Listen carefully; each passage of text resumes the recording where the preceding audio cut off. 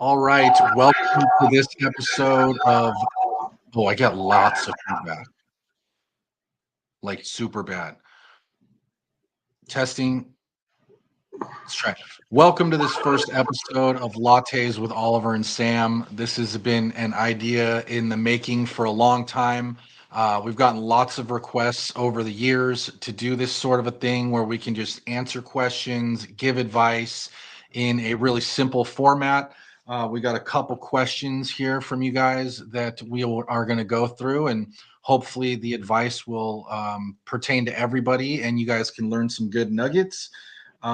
To submit questions in the future, just shoot either one of us a DM. The links will be in the description below of where this is posted, and we're looking forward to getting started. So this first question, Sam, is from James C. And he says, if you had to get a listing this week by Friday, what would you do? Oh, great question. I think if I had to get a listing by this week, Friday, there's probably three things that I would attack full force. Number one is going after expireds, and number two is for sale by owners. Now, look, I know whoever hears this right now is going to say, but Sam, there's not a lot of expireds, there's not a lot of buy owners. I know, I get it. But what's important here is there is some, and those people have already indicated their intent to sell their home. And when you have your dialogue down, you show up with authority and a smile, your odds of talking to someone that's actually interested in selling they're at 100%. We know these people want to sell. Now we just have to help them feel comfortable and confident that you are the person for the job. And that goes into, a lot more dialogue around knowing your scripts and understanding how to present your value to a client. I feel very confident that, I look at it like, if my life depended on it, could I get an expired or a for sale by owner to list with me this week? And the answer is 100% yes. Like, those people, like I just said, have the highest level of intent. We know they want to sell. So all we have to do is get in between the process where they're at and where they want to go. So I feel very confident that that would make a big impact. Additionally, working around just listed, just solds, and doing, circle prospecting. I personally would suggest showing up at the door, but statistics show that when a property sells, generally speaking, a couple more are going to hit the market in that community, in that neighborhood. So let's pretend that there is no expires and there is no buy owners. When a property sells, we know that there's a couple more coming around the corner.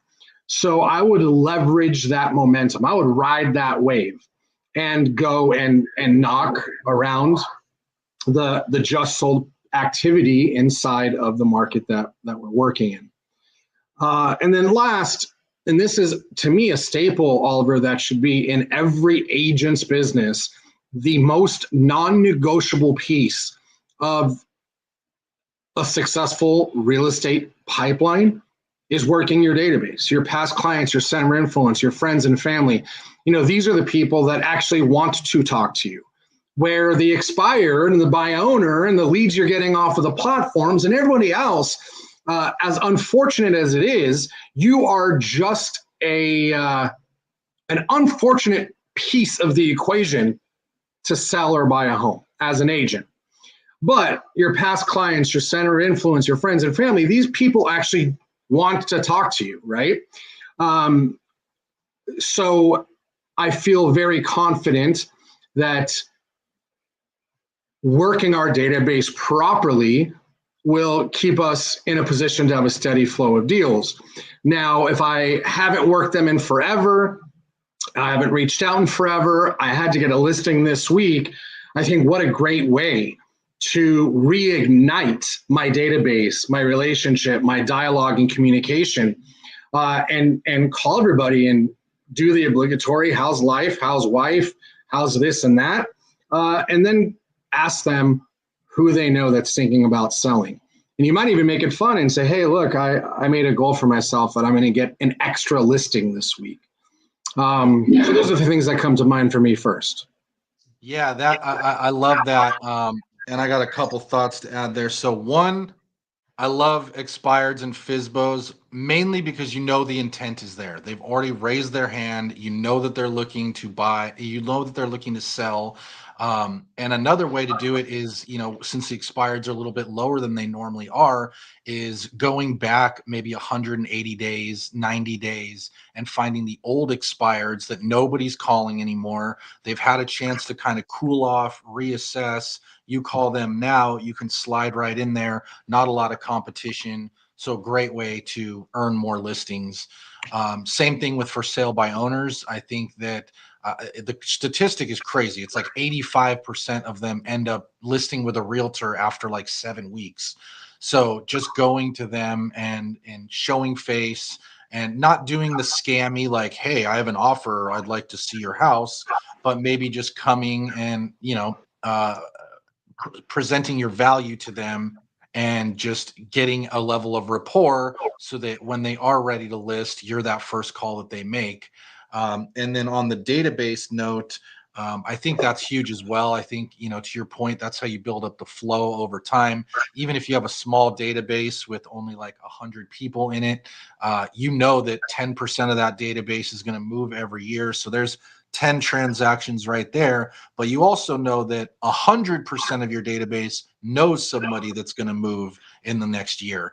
So just getting in front of them and staying vocal. And I love the idea of gamifying it. Like you said, like if you were to call everyone this week and just say, hey, I need to get a listing by the end of this week. I mean, I bet my boss, whatever the reason is, I think that those people would be willing to help you out. And to your point, they know, like, and trust you. So great way to go about it. Yeah, or just, take the approach like, hey, like my kids are starving and I need to be able to feed them. So like if you care about my kids staying alive, then you should probably give me a referral. Also one way to go. Just joking. But there's one other thing that I think is worth touching on here. For the people that, as soon as we said expireds and buy owners, tuned out, let me invite you to consider one other opportunity. So the reason we like expireds and buy owners is because the data, right? That's a good source of data. We know that the intent for those people is high, as we just said. Now, something that I've seen a lot of successful investors and agents do is stack data, meaning what are key public points that generally lead to someone wanting to list their home. So we know the big life events, right? Like divorce, bankruptcy, et cetera, et cetera. So that's another category of people we can go after. But what I want to share with you is the idea of stacking multiple forms of data to get a list that matches or has all of these data points. And the data points that I've seen work really well is non-owner occupied properties, data point 1, where the owner lives in a different city or state, the property is vacant, it has equity, and there's some sort of financial distress. So we're taking those 5 points, and if you think about a person that owns that property, they have either an investment property by choice or by accident that is in another area. It's vacant. They have equity, but it's not paid off. So there's burden of the loans and keeping that thing afloat. So it's vacant. They're losing money on it every month. There's some sort of financial distress. For them, they are in that position of like, man, what do I do? And when you show up the right way, it almost feels like a sign to them, right? So be the sign. Be the person that helps them fix the challenge that they're facing. So that sort of data stack, I think, is something that we should be incorporating to our business in general. But to the question, if I had to get a listing by the end of the week, where would I go? I would go to data stacks like that. Like, those people need to make a decision. And selling their home is generally going to be the best decision they can make with the situation that they're in. Yeah, love that. Couldn't agree more. And to get that type of data, you guys can reach out to your title rep. Shout out Ryan Lipsey. He's really good at getting data and things like that when people want to do marketing campaigns. So if you guys are liking this, give us some love, give us a like, leave us a comment. Doug, I need you guys to expand to the Vegas market. We are actively working on that, so thank you, and we will keep you posted on that. But let's keep it moving here. So next question is from Suzanne W. How do you make your brand stand out in a sea of agents? Man, that's a great question. So look, there's a lot of ways to make your brand stand out in a sea of agents. But first, let's define what a brand is. I think, Oliver, that a lot of people think their brand is their logo. And I personally don't believe that that is the case. I believe your brand is what people say about you when you're not in the room, right? It's the commentary that happens when you're not around. So is your brand one that is reflective of being known as an agent that people can trust, right? Do we occupy that part of people's brain? Now, where do we do this wrong, and what's the opportunity to do it right? Here's where I see a lot of agents dropping the ball or going about this the wrong way. There's a big difference between telling people you're in real estate versus showing people you're in real estate. Example of telling is the common just listed, just sold post on Facebook or on Instagram, right? Respectfully, nobody cares, right? That does not show them much. It doesn't show them that you're in real estate. It tells them that you're in real estate, and it feels good to have that notch in your belt, right? Like, we just closed a transaction, just got a listing. But it doesn't interrupt pattern. People are used to getting that sort of information showing up in their feeds. Now, when we think about how do we show them we're in real estate, now all of a sudden we're stepping into the concept that really is endless. So can we interview different people in the industry? Can we interview our title rep? Like, we just gave a shout out to Ryan Lipsey. Can we interview our mortgage partner? Someone like Scott Evans. Who can we interview that's inside of the real estate business and create content that adds value and shows our audience that we're in the business? So to me, the easiest way to build a brand is by following a very simple rule. Be putting out content that either makes someone laugh, makes someone cry, gives them value, or has viral coefficiency, meaning it's shareable, something that is share worthy. So if we stay on the track of creating content that follows those lines, then I think we're starting to build a brand that shows people we're in real estate, and we're hitting those four key pillars. Now, the other thing that's worth touching on is when you want to build a brand in real estate amongst a sea of agents, it doesn't mean that everything you put out needs to be real estate forward. In fact, I would say it's the opposite. Our job is to stay consistent on our social, on our mail, be omnipresent. Our job is to stay consistent with all sorts of content so that the people in our ecosystem remember to remember us. That is the key right there. It's to remember to remember us. So when you're living your life and you're posting your journey through the days, the weeks, and the months, that is content. And your audience, some will pay attention, some won't, but you're still showing up. And then you sprinkle in the content where you're showing them that you're in real estate, like the things we just talked about.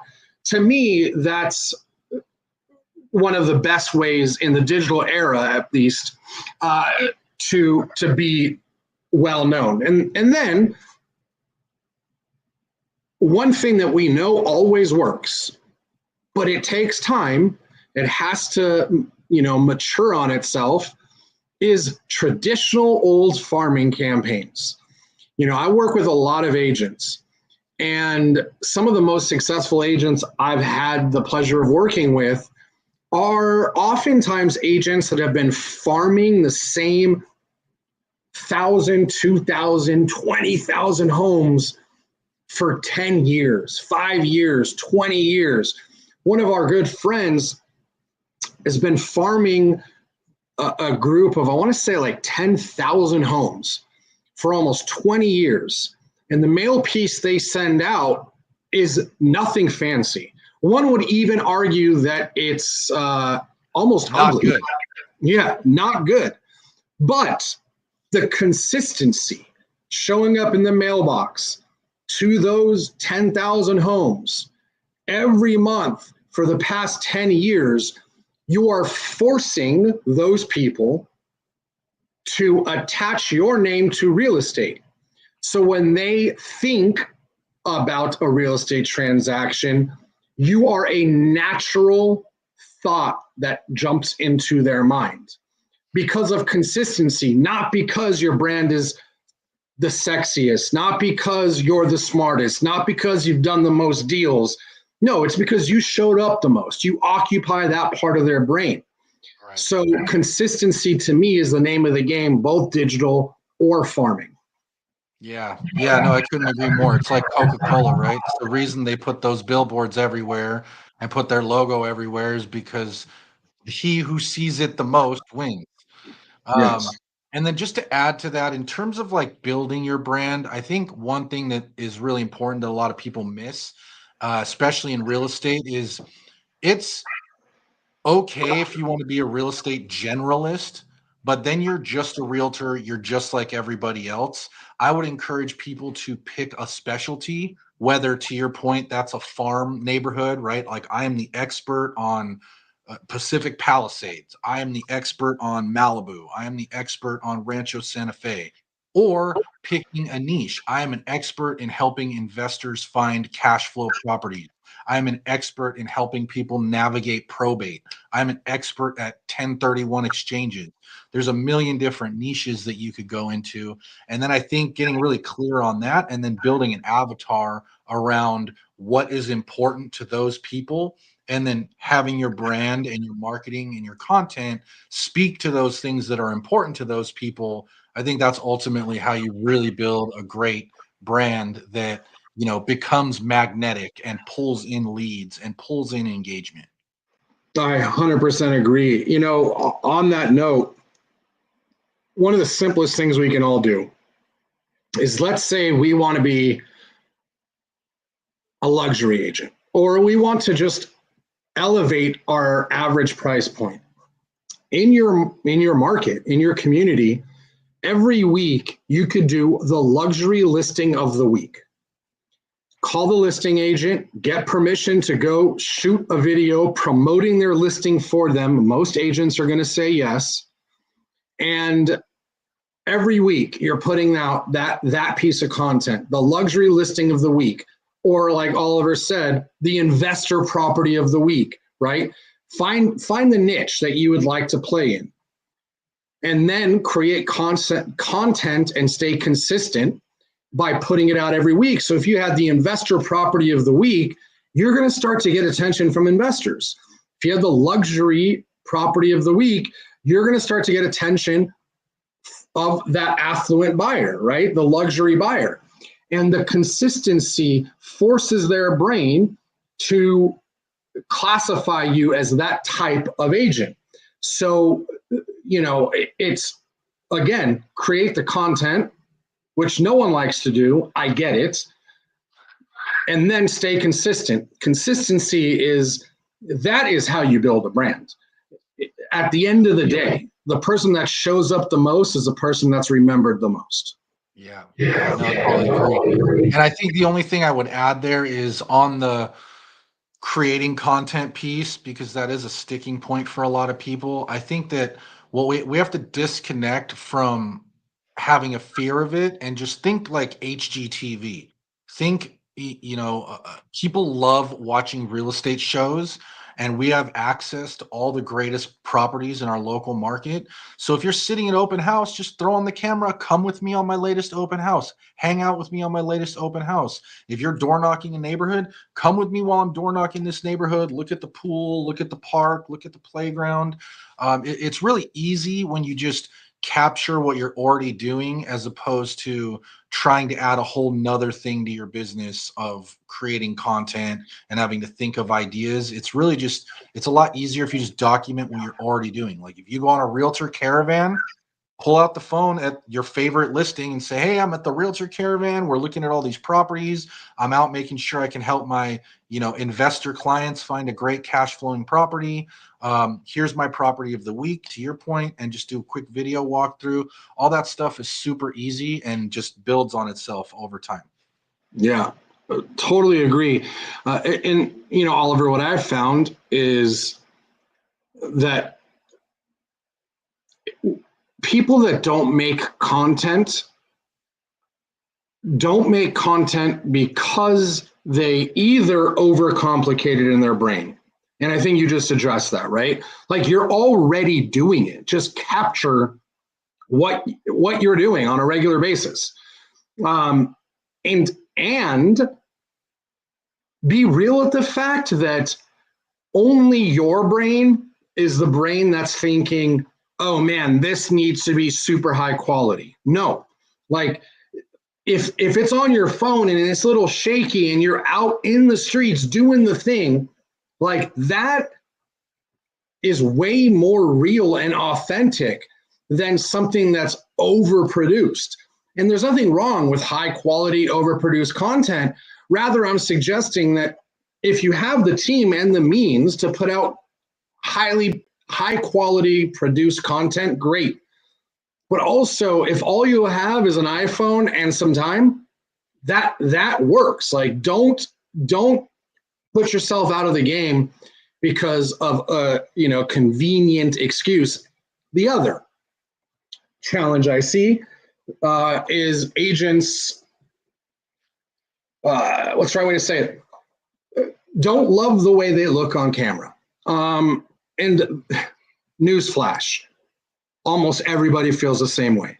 Some of the best looking people I've ever met in my life don't want to be on camera. So it's not a you thing. It's a normal thing. It's your subconscious. It's your imposter syndrome. It's all these things. But here's the punchline. That is what people see already.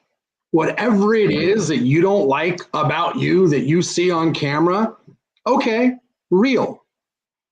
But that's what people see anyways. So why are we pretending like in real life that's not how you show up? So get comfortable with the fact that the camera, they say the camera adds 10 pounds. I don't really think so. Maybe it does, maybe it doesn't. But they're not looking at your 10 pounds. They're not looking at your hair falling the wrong way or whatever it is that bugs you about how you show up on camera. They are paying attention to the value of the content you're delivering. So long as it's good enough, that's what matters. And then you stay consistent, and no one is looking through the lens that you're looking at your content at. Yeah. Totally agree. All right. Well, again, guys, if you're liking this, give us a like, give us a comment, let us know. Keep the questions coming. Let's move to the next one. This one is from Wendy E. What do you do if you're stuck at a certain level of production or feeling like you're in a slump? So number one, understand that being in a slump or being stuck in a certain level of production is a very natural thing. Only everybody goes through that. If you don't go through a slump, you're not doing anything, right? Like that means you're normal. It's very common. So I say that saying, don't allow the slump to turn into a bigger issue than what it is. Now, if we're stuck at a certain level of production, or if we're in a slump, we have to get real with, we've heard this 100 times. If you keep doing what you're doing and expect a different result, that's the definition of insanity, right? So hopefully by watching this show and having other people that are in your world that are already achieving the level of success that you'd like to achieve, you can pick up nuggets that you can say, you know what, like that show with Sam and Oliver, like I didn't like 90% of what they said, but that one idea, like that one thing, like I can do that.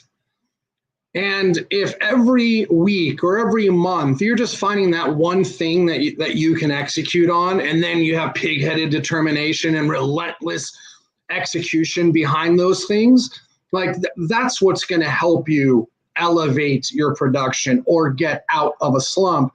We have to remember that sales and action solve all problems. Like there's nothing you can't literally work, put action behind. There's nothing in the world that you can't work your way to solve. It's just about putting in the time. And the thought that I think is worth sharing is, Oliver, you and I, like, we are where we are in business. Yes, because we're smart. Yes, because we work hard. Yes, because all the things. But really, I think a big component of it is that we put ourselves in the right environment. We put ourselves in masterminds, hanging out with people that are where we want to be. And I'm a big believer that success starts and ends with the environment you put yourself in. So when you have the opportunity to go to masterminds and mastermind and network and learn from other top producers, people that are already achieving what you seek to achieve, like those rooms, they change the way that you look at the possibilities. It changes the way you count. It gives you little nuggets that you can execute on. So I think it's mindset, get out of your head, and then in your flywheel, start adding different spokes, right? Like I can do that one thing and then go after that one thing. And then a week or 2 weeks or a month later, maybe you layer something else on. But you got to find what you're willing to do and then just get after it. Yeah, no, I love association, because to your point, when you're around people that are doing things that are bigger than what you're doing, you're naturally going to learn from them. You're going to absorb little nuggets, and those little nuggets, when you apply to your own business, can move you up the ladder. I would also suggest, to your point, going to an event, right? There's Mike Ferry, Tom Ferry, Brian Buffini, whoever it is, Bill Pipes, John Cheplack, all these guys that do events. They're great to get re-engaged and re-motivated. And then also, and I think this is probably the most important thing, is reevaluating and re-establishing your goals, right? If you got to have a goal, and our coach Mike Ferry used to always drill this into our heads, that you must have big goals, because big goals are what drive your actions, and actions are what drive your results. And he would almost take it to the extreme. He would be like, go out and buy a Ferrari even if you can't afford it, and you'll figure out a way. And although I might not fully agree with that advice, I think the concept I am in full agreement with.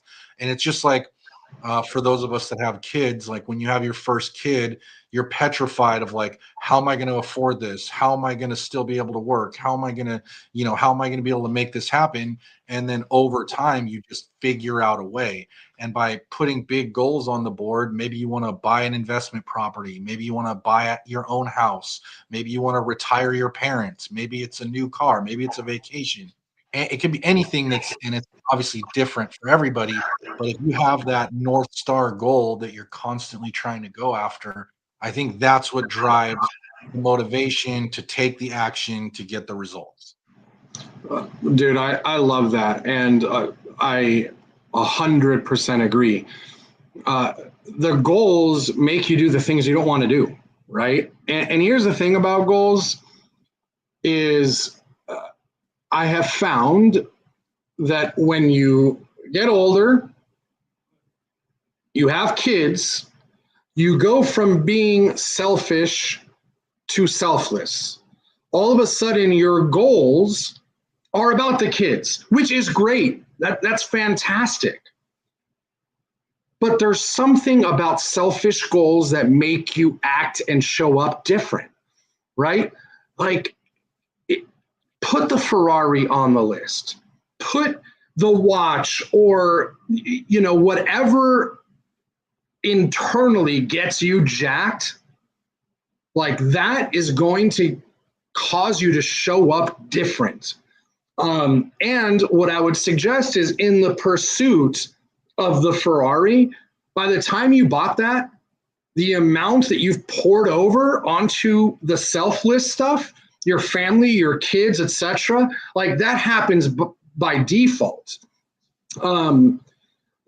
So I think goals are a big thing. And then it's reviewing your goals, right? I forget the statistic, but Sarah Blakely, that started Spanx, shared this with us at a mastermind. And the person that reviews their goals every day is something like 400% more likely to achieve them than someone that doesn't, right? Because you remind yourself every day why you're doing this. It's not easy. It's not simple. It's, there's a lot of reasons that people don't succeed.